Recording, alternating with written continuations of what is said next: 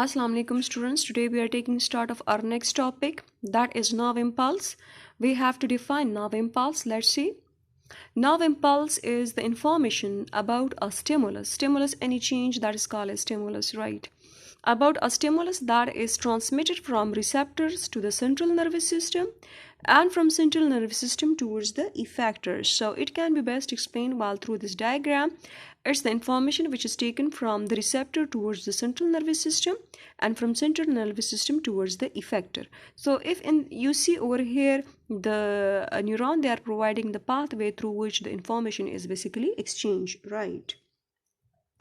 If we see the second definition, in technical terms, a nerve impulse, it can be defined as a wave of electrochemical change. A wave of electrochemical change that travels along the length of neuron from one end to another end. Let's see.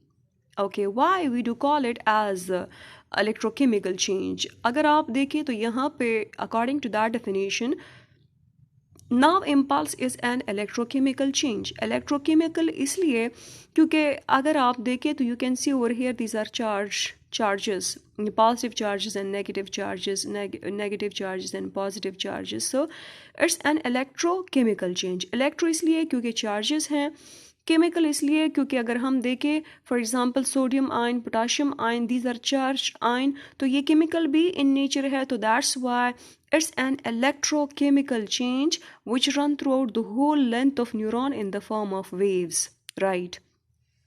अच्छा, अब यहाँ पे आप देख सकते हैं कि ये ब्लू कलर का जो बैंड है, for example that is showing के नर्व इम्पल्स मूव कर रहा है। अब अगर हम देखें कि जी this is the whole length of neuron, so nerve impulse is an electrochemical change which run throughout the whole length of neuron. इसका मतलब है कि अगर ये ब्लू बैंड आप देख रहे हैं जो कि नर्व इम्पल्स के फ्लो को शो कर रहा है, तो you can see over here an electrochemical change. अब जिस टाइम न्यूरॉन में से नर्व इम्पल्स पास नहीं हो रहा, तो यू कैन सी के the outside is positive and the inside is negative. अब हम कहते हैं it is an electrochemical change कि जिस टाइम नर्व इम्पल्स मूव कर रहा है तो ये जो चार्जेस की डिस्ट्रीब्यूशन है ये रिवर्स हो जाती हैं, इसलिए इसको हम कहते हैं it's an electrochemical change which is running throughout the whole length of neuron in the form of waves, right? Okay, when we move towards the explanation, and the nerve impulse conduction electrochemical means that it uses electricity which is made with chemical ions, that's molecules, और वो कौन कौन से हैं, sodium है, potassium है, जो कि चार्ज बेयरिंग ऑर्गेनिक मॉलिक्यूल है। इसलिए हम नर्व इम्पल्स को जब डिफाइन करते हैं तो हम कहते हैं it is an electrochemical change, electrochemical change, right? A neuron, it possesses electrical potential, which is basically a sort of stored energy, potential, and which is represented or manifested during the separation of charges across the barrier. जी, हम कहते हैं कि किसी भी time हम किसी neuron को ले लें तो उसके मेम्ब्रेन के अक्रॉस यानी आउटसाइड और इनसाइड अगर हम देखें तो चार्जेस की डिस्ट्रीब्यूशन होती हैं, और उन चार्जेस के डिस्ट्रीब्यूशन की वजह से हम कहते हैं कि दे आर हैविंग या they are bearing certain potential के over here if you see this is the inside of the neuron and this is the outside of neuron. तो इनसाइड और आउटसाइड ऑफ न्यूरॉन अगर हम देखें तो हमारे पास चार्जेस की डिस्ट्रीब्यूशन होती हैं, और इन चार्जेस की डिस्ट्रीब्यूशन की वजह से हम कहते हैं कि जी इसमें कोई ना कोई पोटेंशियल होती हैं, और इस पोटेंशियल को हम कहते हैं मेम्ब्रेन पोटेंशियल। लेट्स सी, हम थोड़ा सा इसको मज़ीद डिफ़ाइन करते हैं। The distribution of charges across charges यानी पॉजिटिव और नेगेटिव चार्जेस जो हमने डायग्राम में देख लिए, that is the distribution of charges across the membrane of neuron is called as membrane potential. के मेम्ब्रेन के इनसाइड और आउटसाइड जो हमारे पास चार्जेस प्रेजेंट है, you can see over here जी मेम्ब्रेन के आउटसाइड और इनसाइड, यहाँ पे भी अगर आप देखें कि आउटसाइड और इनसाइड जो चार्जेस की डिस्ट्रीब्यूशन है तो इसको हम कहते हैं मेम्ब्रेन पोटेंशियल, राइट। अब मेम्ब्रेन पोटेंशियल को हम दो में डिवाइड करते हैं, resting membrane potential and active membrane potential. Now let's see what is resting membrane potential. Resting membrane potential is the distribution of charges across the membrane of neuron when the nerve impulse is not passing through it. जी, resting membrane potential वो potential है कि जब neuron में से कोई nerve impulse अभी फ़िलहाल पास नहीं हो रहा, तो उसको हम कहते हैं रेस्टिंग मेम्ब्रेन पोटेंशियल। और आप देख सकते हैं कि जी यहाँ पे जो पॉजिटिव आउटसाइड है और नेगेटिव इनसाइड है, तो हम इस एरिया ऑफ न्यूरॉन को लेते हैं कि यहाँ पे फ़िलहाल कोई नर्व इम्पल्स नहीं मूव कर रहा, तो इसलिए हम कहते हैं कि this is resting membrane potential. The distribution of charges across the membrane of neuron, across mean that outside and inside of the neuron, ठीक है, neuron membrane, you can see over here the distribution of these charges across the membrane of neuron when no nerve impulse is passing through it at that time, so it is called as resting membrane potential, right? अब action potential क्या है? The distribution of charges across the membrane of neuron when nerve impulse is passing through it, so it is called as what? It is called as that is called as action potential. Okay जी, यहाँ पे आप देख सकती हैं कि हमारे पास जिस टाइम न्यूरॉन में नर्व इम्पल्स पास हो रहा है, तो उस टाइम जो डिस्ट्रीब्यूशन ऑफ चार्जेस है across the membrane of neuron, उसको हम एक्शन पोटेंशियल कहते हैं जी। एक चीज़ और यहाँ पे I would like to mention कि रेस्टिंग मेम्ब्रेन पोटेंशियल को हम पोलराइज्ड स्टेट भी कहते हैं। पोलराइज्ड इसलिए कहते हैं क्योंकि आप यहाँ पे देख सकती हैं कि जी पॉजिटिव और नेगेटिव आयन है, तो ऑपोजिट चार्ज आयन है, तो इसकी वजह से पोलैरिटी है और हम कहते हैं this is called as polarised state. अच्छा, यहाँ पे अगर आप एक्शन पोटेंशियल में देख ले कि जी अगर नर्व इम्पल्स मूव कर रहा है, तो you can C reversal of charges, है ना। अब जिस तरह रेस्टिंग मेम्ब्रेन पोटेंशियल में आउटसाइड आप देखें तो पॉजिटिव चार्जेस हैं और इनसाइड नेगेटिव चार्जेस हैं। अब जब नर्व इम्पल्स मूव कर रहा है तो हम कहते हैं कि there is reversal of charges, तो पॉजिटिव जो है वो इनसाइड है और अब नेगेटिव जो है वो आउटसाइड है, तो इस स्टेट को हम डीपोलराइजेशन भी कहते हैं। यानी रेस्टिंग मेम्ब्रेन पोटेंशियल को हम पोलराइज स्टेट और एक्शन पोटेंशियल को हम डीपोलराइज स्टेट भी कहते हैं। इसके अलावा रेस्टिंग मेम्ब्रेन पोटेंशियल को हम पोलराइजेशन भी कहते हैं और इसके अलावा एक्शन पोटेंशियल को हम डीपोलराइजेशन भी कहते हैं। You can see over here this is the depolarisation region जी, डीपोलराइजेशन रीजन के जहाँ से नर्व इम्पल्स मूव कर रहा है। एक चीज़ और कि when ever the nerve impulse is moving, so keep in mind कि नर्व इम्पल्स हमेशा वेव के फॉर्म में मूव करता है, वेव के फॉर्म में मूव करता है, लेकिन उसमें आपने ये पॉइंट माइंड में रखना है कि when the nerve impulse is moving, suppose nerve impulse यहाँ से स्टार्ट हुई, तो जब ये मूव कर रहा था आगे जा रहा है, तो यू कैन सी कि जिस तरह मैंने मेंशन किया कि नर्व इम्पल्स अगर नहीं गुजर रहा तो रेस्टिंग मेम्ब्रेन पोटेंशियल है या पोलराइज स्टेट है या पोलराइजेशन है, लेकिन जब नर्व इम्पल्स गुजरना स्टार्ट करता है तो डीपोलराइजेशन है। यू कैन सी जी यहाँ पे depolarisation, you can see this blue band, ये उस वेव को शो करती हैं जो बेसिकली नर्व इम्पल्स है जिसमें रिवर्सल ऑफ चार्जेस हैं। हम तो नर्व इम्पल्स को कहते हैं कि ये एक नर्व मैसेज है और you can see over here which is in the form of what? Electrochemical change, कि यहाँ पे ये जो इलेक्ट्रोकेमिकल डिस्ट्रीब्यूशन थी वो एक तरह से थी और now you can see over here is the reversal. So it is basically an electrochemical change which run throughout the whole length of the neuron, लेकिन जहाँ से ये पास कर जाए और आगे जाए, जिस तरह you can see over here कि यहाँ पे अगर ये वेव जो है यहाँ से शुरू हुआ था और ये मूव कर रहा था, तो जहाँ से ये मूव कर जाएं, ठीक है, तो वो वाला रीजन न्यूरॉन का दोबारा खुद को रिस्टोर कर लेता है और दोबारा आउटसाइड जो है पॉजिटिव आयन आ जाते हैं और इनसाइड नेगेटिव आ जाते हैं, और इसको हम फिर रीपोलराइजेशन कहते हैं कि मेम्ब्रेन ने अपनी कैरेक्टरिस्टिक दोबारा रिटेन कर ली। इसीलिए you can see over hair कि ये वेव जितना जितना आगे जाता जाएगा, जो कि नर्व इम्पल्स है, तो हम कहते हैं कि you can see over hair बाकी जो न्यूरॉन का रीजन है वो वापस रीपोलराइजेशन कैरी करेगा और दोबारा अपनी जो ओरिजिनल पोटेंशियल है वो डेवलप कर लेगा जी। ओके, नेक्स्ट हम आते हैं एक और पॉइंट की तरफ जी। यहाँ पे हम रेस्टिंग मेम्ब्रेन पोटेंशियल और एक्शन पोटेंशियल में हमने अपना कंसेप्ट क्लियर किया कि रेस्टिंग मेम्ब्रेन पोटेंशियल वो है कि जब न्यूरॉन की जो मेम्ब्रेन है उसके अक्रॉस जो चार्जेस की डिस्ट्रीब्यूशन है और जब कोई नर्व इम्पल्स पास नहीं हो रहा, और उसमें उस स्टेट में हमने ऑब्जर्व किया कि जी उस स्टेट में हमारे पास outside of the neuron positive होता है और इनसाइड नेगेटिव होता है। फिर एक्शन पोटेंशियल या डीपोलराइजेशन में हमने देखा कि that is the reversal of charges, और यू कैन सी कि outside is negative and the inside is positive.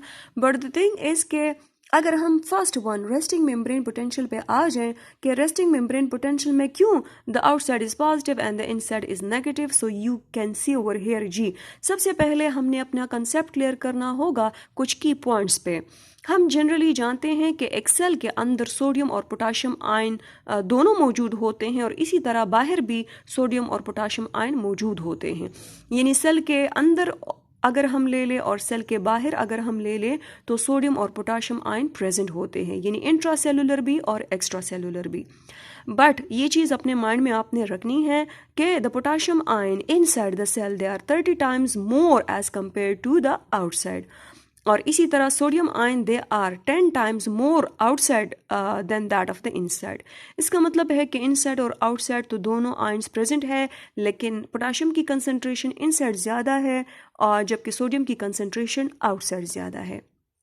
अच्छा, एक चीज़ और, हमारे पास जब हम सेल मेम्ब्रेन यानी न्यूरॉन के मेम्ब्रेन की बात करते हैं तो उसके मेम्ब्रेन में जगह जगह पे कुछ पंप्स होते हैं और कुछ जो है स्पेशल टाइप ऑफ प्रोटीन होते हैं जिनको हम चैनल्स भी कह सकते हैं। तो you can see over here, यहाँ पे हमें सोडियम पोटाशियम पंप के बारे में भी अपना कंसेप्ट क्लियर करना है कि न्यूरॉन के मेम्ब्रेन में सोडियम पोटाशियम पंप होते हैं। अब सोडियम पोटाशियम पंप को अगर हम ले लें, it is acting against the concentration gradient with the expenditure of energy. कि सोडियम पोटाशियम पंप जब ऑपरेट होते हैं तो इनका काम ये है कि 2 पोटाशियम को अंदर फेंक दे या अंदर करे और 3 सोडियम को बाहर करें। मीन्स के जब एक सोडियम पोटाशियम पंप ऑपरेट होता है तो एटीपी को यूटिलाइज करके ये 2 पोटाशियम को अंदर लाता है और 3 सोडियम को बाहर। इसका मतलब है कि द इनफ्लक्स ऑफ पोटाशियम आकर and the efflux of sodium आकर that is against the concentration gradient, क्योंकि हमने तो कहा था कि बाहर सोडियम की कंसंट्रेशन ज़्यादा है और फिर भी ये पंप सोडियम को बाहर जो है वो मूव करता है, या हम कहते हैं कि it is causing the outflux या ई फ्लक्स। जबकि पोटाशियम की अगर हम बात करें तो अंदर सेल के अंदर पोटाशियम ज़्यादा है लेकिन फिर भी ये पंप 2 पोटाशियम आयन को कंटिन्यूसली अंदर कर रहा है with the expenditure of energy. अच्छा, इसके अलावा मेम्ब्रेन में, न्यूरॉन के मेम्ब्रेन में सोडियम पोटाशियम पंप के अलावा और भी चैनल प्रोटीन होते हैं जिनको हम सोडियम गेट कहते हैं और पोटाशियम गेट कहते हैं। सोडियम गेट जो है वो अलाउ करते हैं the we can say movement of sodium ion that is according to the concentration gradient, और अगर according to the concentration gradient होगा तो इसका मतलब है कि सोडियम जो है वो इनसाइड मूव करेगा, क्योंकि इनसाइड जो है, इनसाइड द सेल सोडियम की कंसंट्रेशन कम है और आउटसाइड ज़्यादा है, तो इसलिए सोडियम जो है वो आउटसाइड से इनसाइड की तरफ आएगा through gates which is according to the concentration gradient. और इसी तरह पोटाशियम को अगर हम ले लें तो पोटाशियम क्या करता है, पोटाशियम जब गेट के थ्रू मूव करता है तो पोटाशियम की कंसंट्रेशन सेल के अंदर ज़्यादा है और बाहर कंपैरेटिवली कम है, तो पोटाशियम कंटिन्यूसली बाहर जाएगा गेट्स के थ्रू। अब अगर समराइज फॉर्म में हम देख लें तो हम कहेंगे कि जी पंप के थ्रू सोडियम और पोटाशियम की against the concentration gradient movement है, जबकि गेट्स के through without the expenditure of energy क्या है, that is according to the concentration gradient. एक चीज़ और, यहाँ पे potassium gates they are non voltage regulated gates, जबकि sodium gates they are the voltage regulated gates. यानी पोटाशियम गेट्स तब खुले रहेंगे कि कोई नर्व इम्पल्स मूव नहीं कर रहा, और सोडियम गेट्स तब खुलेंगे जब कोई नर्व इम्पल्स मूव करता है जी। अच्छा, लेट्स सी, अब हमारे पास यहाँ पे कुछ की पॉइंट्स हैं कि अगर हम अपना कंसेप्ट इस लिहाज से क्लियर करें तो then in order to understand the nerve impulse properly it would be very easy to us. Let's see की number 1, when we talk about the key 1, it is showing what? Key 1, it is showing basically the resting membrane potential. In resting membrane potential, the inside is negative and the outside is positive. Yes. जबकि key 2 में अगर हम देखें, that is showing what? That is showing basically the action potential, और action potential में the outside is negative and the inside is positive. जी, हम इस first point को अगर justify करना चाहे तो you can see over here in resting membrane potential the outside is positive, the inside is negative, जबकि action potential में या depolarization में the outside is negative and the inside is positive. Yes. Okay. फिर second point, sodium potassium pump, it is operative while during resting membrane potential. or sodium potassium pump that is stopped while during action potential. जी, फिर अगर हम ले लें कि sodium potassium pump के through जो movement होती है, तो दे आर सेइंग कि सोडियम पोटाशियम पंप, एक पंप के ऊपर 2 बाइंडिंग साइड होते हैं पोटाशियम के और 3 बाइंडिंग साइड होते हैं सोडियम के। तो 2 पोटाशियम की इनफ्लक्स होती हैं और 3 सोडियम की ईफ्लक्स होती हैं। अब यहाँ पे अगर हम इन 2 पॉइंट को आगे देखेंगे तो इससे हमारा कंसेप्ट क्लियर हो जाएगा कि why in case of resting membrane potential the inside is negative and the outside is comparatively positive. जी, सबसे पहले तो ये कि व्हेन द पंप ऑपरेट तो 2 potassium they get influx, mean के वो अंदर आ जाते हैं सेल के, और 3 सोडियम जो है वो बाहर चले जाते हैं। तो आप देख सकते हैं कि दोनों अगर प्लस प्लस चार्ज हैं, लेकिन अंदर अगर 2 प्लस चार्ज आते हैं और बाहर 3 प्लस चार्ज जाते हैं, तो कंपैरेटिवली बाहर की पॉजिटिविटी ज़्यादा होगी। कितनी? क्योंकि अंदर अगर 2 पॉजिटिव आते हैं और बाहर 3 पॉजिटिव जाते हैं, तो यू कैन इमेजिन कि the outside would be positive while in resting membrane potential and the inside would be negative, comparatively less positive. तो इसलिए हम इसको नेगेटिव से शो करते हैं। यू कैन सी कि why the outside is positive. जी, अच्छा, आप थर्ड पॉइंट पे, नेक्स्ट पॉइंट पे आ जाएं कि potassium gates they are open, और जब potassium gates resting membrane potential में ओपन होंगे तो इसका मतलब है कि potassium ion continuously according to the concentration gradient बाहर जा रहे हैं, क्योंकि पोटाशियम आयन की जो कंसंट्रेशन है वो इनसाइड द सेल ज़्यादा है। और हम कहते हैं कि गेट्स के थ्रू, सो पोटाशियम गेट्स, मैंने कहा कि गेट्स के थ्रू हमेशा according to the concentration gradient जो है मूवमेंट होगी आयंस की, तो इसलिए पोटाशियम जो है वो कंटिन्यूअसली बाहर जा रहा है। तो एक तो ऑलरेडी बाहर 3 पॉजिटिव आयन भी पंप के थ्रू जा रहे हैं, जबकि अंदर सिर्फ 2 पॉजिटिव आ रहे हैं। जब हम पोटाशियम गेट को ले लें तो गेट के थ्रू भी पॉजिटिव पोटाशियम जो है वो बाहर जा रहे हैं। तो इसलिए ओवरऑल जो पॉजिटिविटी है बाहर की वो ज़्यादा है as compare to inside of the cell. इसलिए हम कहते हैं कि the outside is positively charge और the inside is comparatively less positive, so that's why it is negatively charge. इसके अलावा the sodium gates they are closed. जी, sodium gate close हैं, तो इसका मतलब है कि सोडियम की कंसंट्रेशन तो बाहर ज़्यादा है, अंदर तो उसकी कंसंट्रेशन कंपैरेटिवली कम है। लेकिन रेस्टिंग मेम्ब्रेन पोटेंशियल में सोडियम गेट्स चूँकि बंद होते हैं, इसलिए कोई पॉजिटिव आयन, सोडियम आयन जो है वो गेट के थ्रू अंदर नहीं आ रहे। अब अगर हम एक्शन पोटेंशियल की तरफ जाएं कि the outside is negative the inside is positive, yes, जो कि डायग्राम में भी हमने देखा। अब दे आर सेइंग कि sodium potassium pump is stop. अब अगर सोडियम पोटाशियम पंप स्टॉप है तो हम कहते हैं कि जी ना तो सोडियम ना पोटाशियम की मूवमेंट है across the membrane with the expenditure of energy, या हम कहते हैं कि जी एक्टिव ट्रांसपोर्टेशन के थ्रू अब इनकी मूवमेंट नहीं है। जी, sodium gates they are open now. अब अगर सोडियम गेट ओपन है तो इसका मतलब है कि सोडियम कंटिन्यूअसली अंदर सेल के अंदर आ रहा है, because if we see over here हम कहते हैं कि एक्शन पोटेंशियल के दौरान या डीपोलराइजेशन के दौरान सोडियम गेट खुल जाते हैं और पोटाशियम गेट बंद हो जाते हैं। तो सोडियम पोटाशियम पंप जो है वो तो स्टॉप है, लेकिन सोडियम जो है that is continuously getting enter into the cell, तो पॉजिटिविटी जो है वो अंदर की तरफ आ रही है। और वी आर सेइंग कि जी कोई पोटाशियम गेट चूंकि बंद है तो कोई पोटाशियम बाहर नहीं जा रहा। तो that's why if we see over here the inside while during action potential is positively charged while the outside is negatively charged. Now if we see over here, we are just moving towards our proper topic, that is resting membrane potential. जी, अब the distribution of charges across the membrane of neuron when no impulse it is passing through it, so that's called as resting membrane potential. इसकी characteristic क्या है? It is characterized by more positive outside of the surface of neuron membrane than inside of the surface. जी बिल्कुल हम कहते हैं, और इसके हमने रीज़न भी की में डिस्कस किए। This state it is also referred to as polarized state of basically of the neuron, and you can see over here, and it is supposed to be at rest at that point.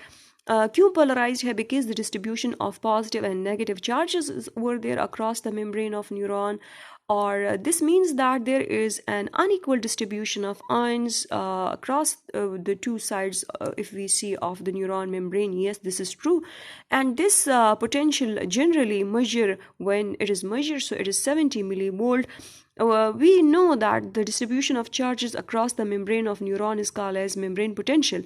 लेकिन जब हम major करते हैं कि जिस time कोई nerve impulse नहीं move कर रहा रेस्टिंग मेम्ब्रेन पोटेंशियल में, जब हम इसकी पोटेंशियल को मेजर करते हैं न्यूरॉन की मेम्ब्रेन को, तो that is 70 milli volt, but with the inside of the membrane is negative, and you can see we present it to be with negative ion or with negative symbol, so that's why it would be considered as minus 70 millivolt, and the minus mean that the inside it is negative relative to the outside. Okay, इसके अलावा it is also called as resting potential because it occurs when the membrane it is not being stimulated or conducting the nerve impulse, के अभी फ़िलहाल इसमें कोई nerve impulse नहीं move कर रहा या nerve impulse flow नहीं कर रहा। जी, resting membrane potential it is establish by the following factor, ये हमारे पास वो फैक्टर हैं कि जिसके थ्रू रेस्टिंग मेम्ब्रेन पोटेंशियल की स्टेटस अचीव रहती हैं। जी,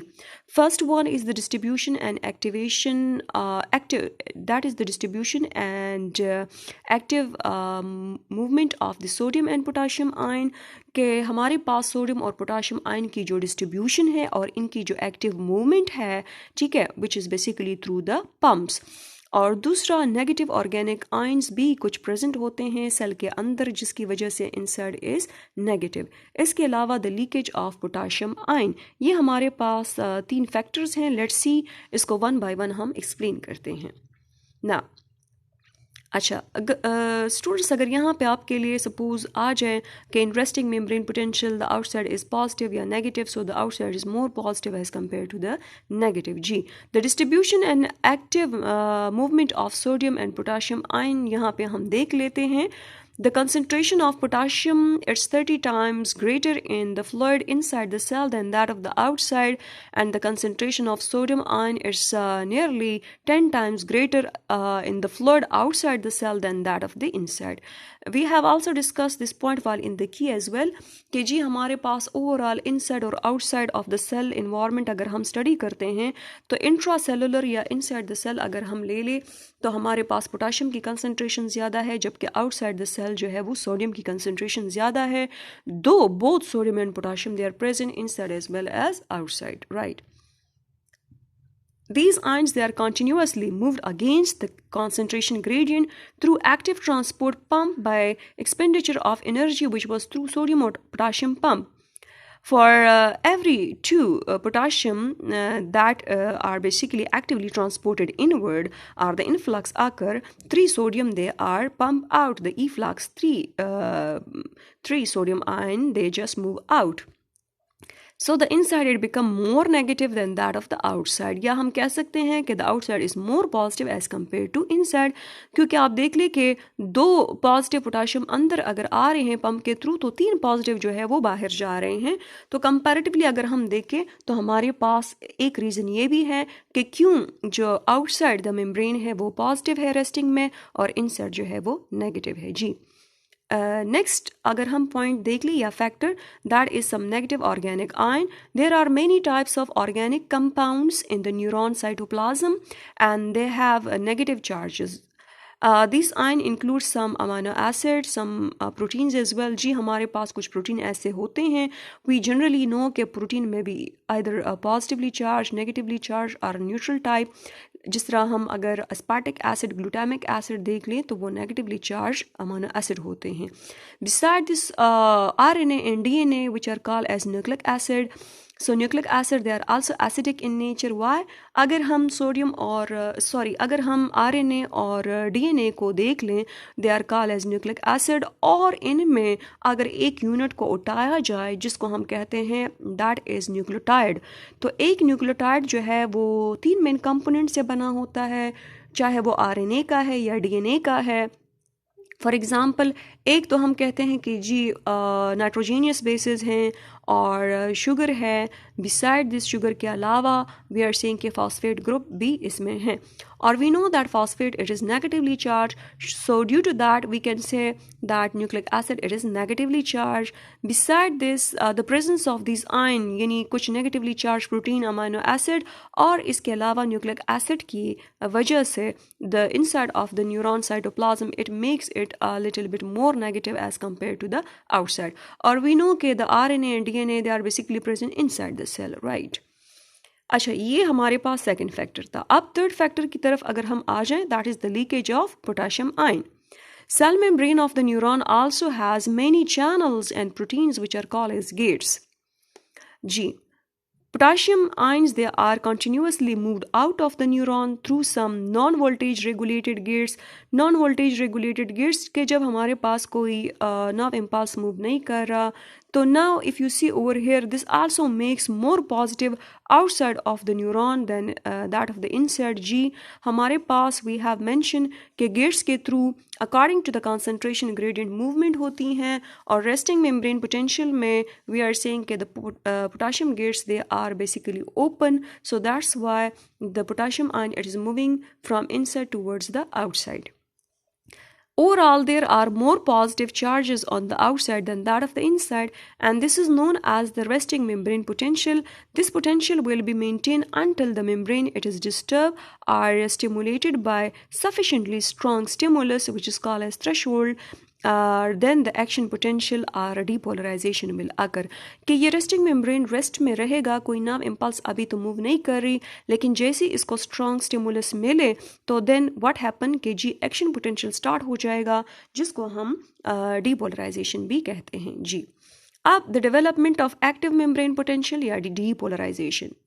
कोई stimulus मिला है, for example active membrane potential, also called as action potential or depolarization, it is characterized by more positive inside of the neuron than that of the what outside. Even in the diagram we had discussed, if you see over here, जी हमारे पास अगर हम देख लें तो action potential के दौरान the inside is more positive as compared to the outside. then यानी outside पर negative हो जाता है और inside positive हो जाता है. Let's see.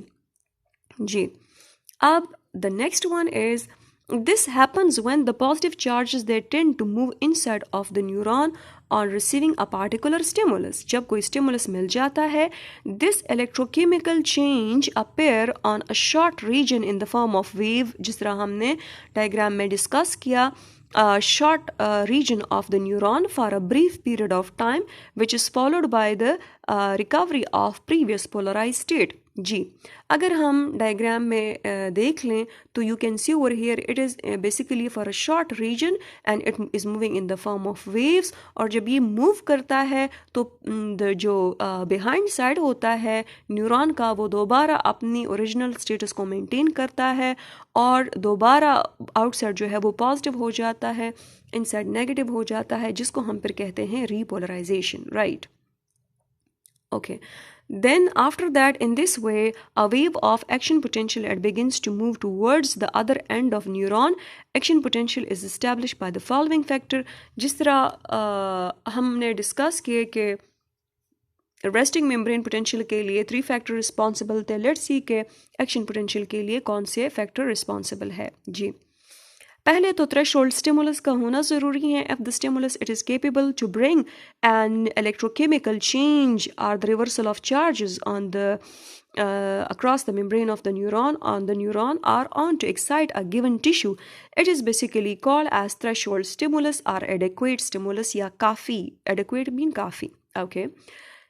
If stimulus is not capable to excite or fail to arise any we can say what response, it is then called as subthreshold or inadequate, जिसको हम कहते हैं जी नाकाफी है. जी, अब पहले तो थ्रेशोल्ड स्टिमुलस का होना ज़रूरी है कि जो एक्शन पोटेंशियल इनिशिएट करे.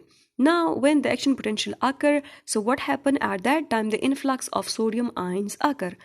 एक तो इनफ्लक्स ऑफ सोडियम आयन है, दूसरा हमने डिस्कस किया था कि इस टाइम सोडियम के जो गेट्स है वो खुल जाते हैं, जबकि पोटाशियम के गेट्स जो है वो बंद हो जाते हैं. इसके अलावा sodium potassium pump they are also stop while during action potential या depolarisation. When a neuron fiber it is stimulated by a stimulus of adequate strength, that is threshold stimulus, the stimulated area of the fiber of the neuron, it becomes several times more permeable to sodium than that of potassium due to opening of voltage regulated gates.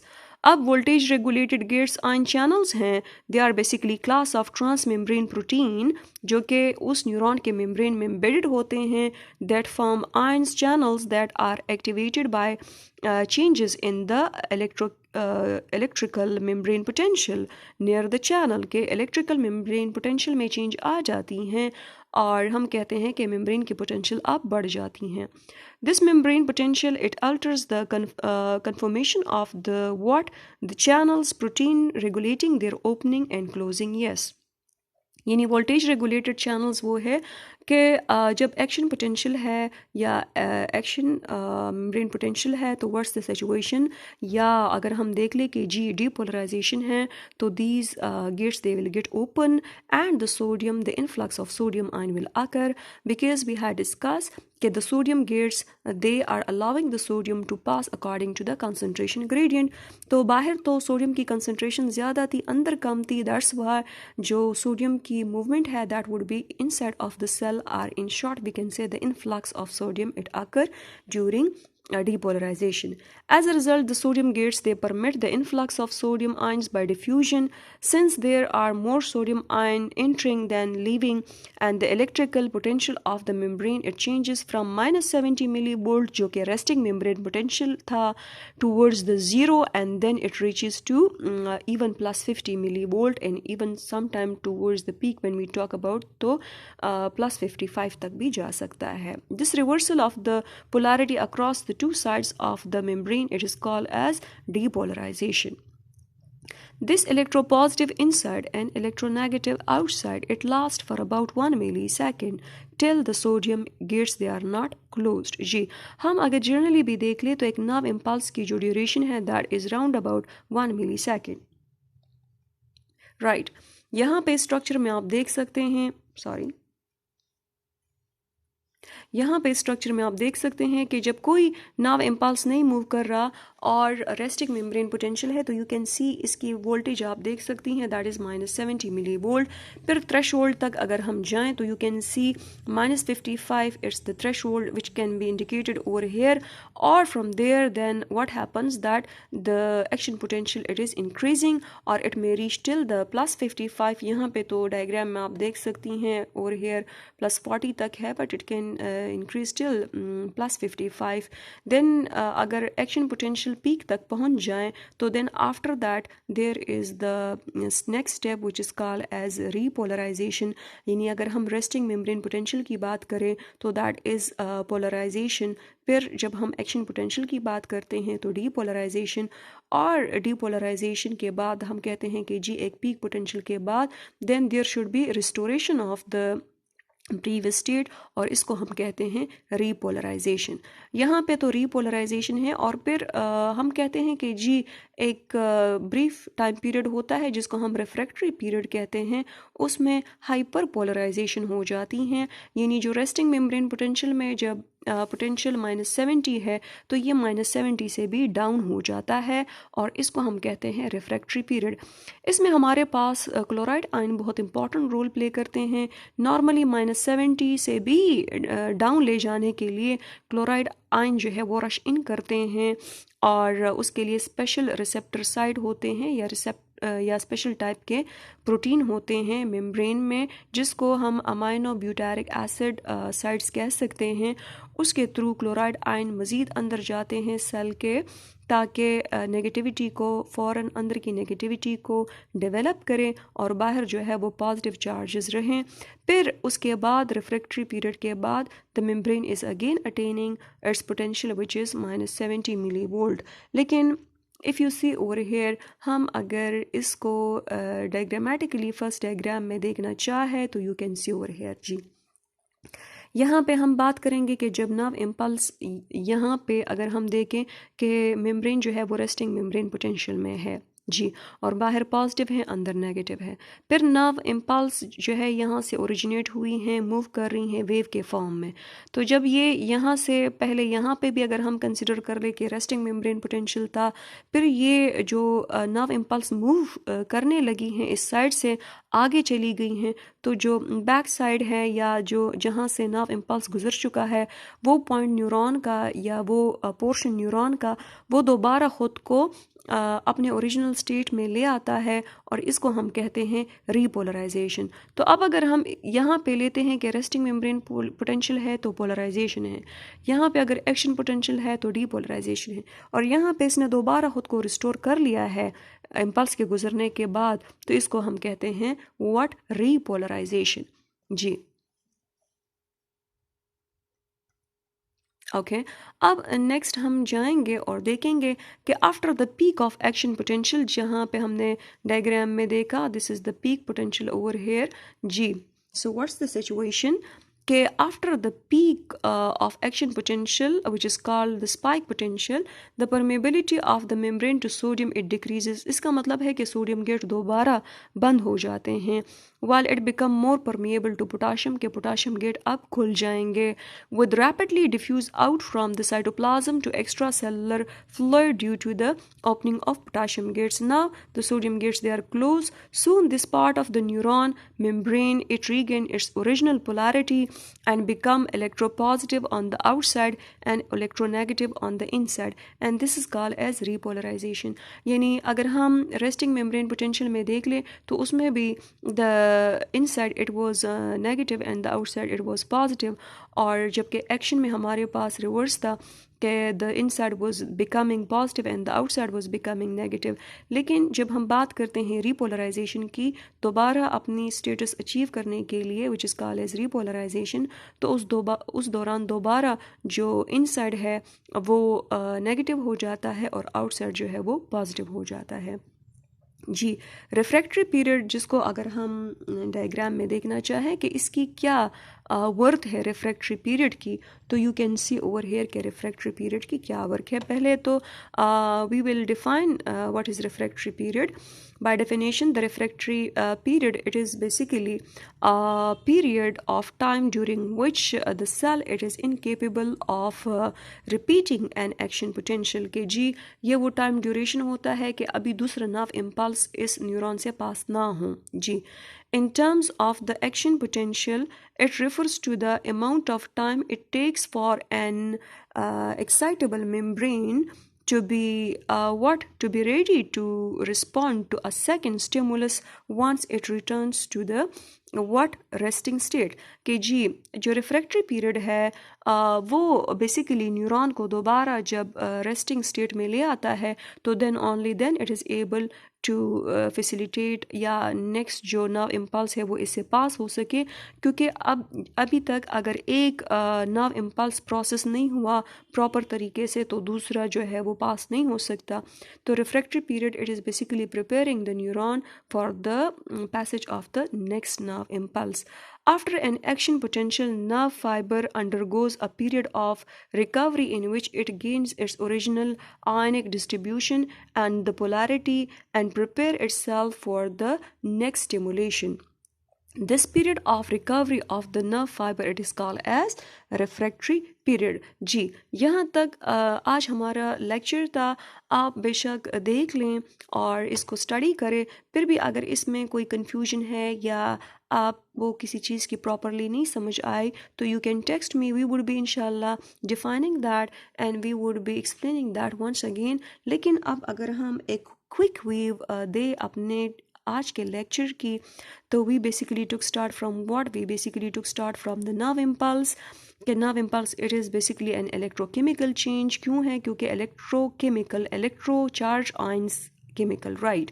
इसके अलावा membrane potential distribution of charge across the membrane है, उसमें resting membrane potential, action potential को हमने discuss किया। इसके अलावा जी हमारे पास न्यूरॉन के सेल मेम्ब्रेन की अगर हम बात करते हैं तो उसमें पम्प्स भी लगे होते हैं, सोडियम पोटाशियम पम्प, और इसके अलावा सोडियम पोटाशियम गेट्स भी हैं। की पॉइंट हमने डिस्कस किए कि वन जो कि रेस्टिंग मेम्ब्रेन पोटेंशियल के कीज़ को इंक्लूड कर रहा था और की टू जो कि एक्शन पोटेंशियल को इंक्लूड कर रहा था। जी इसके अलावा इफ़ वी सी अगर हम देखें तो फिर रेस्टिंग मेम्ब्रेन पोटेंशियल की करेक्टरिस्टिक हमने पढ़ ली।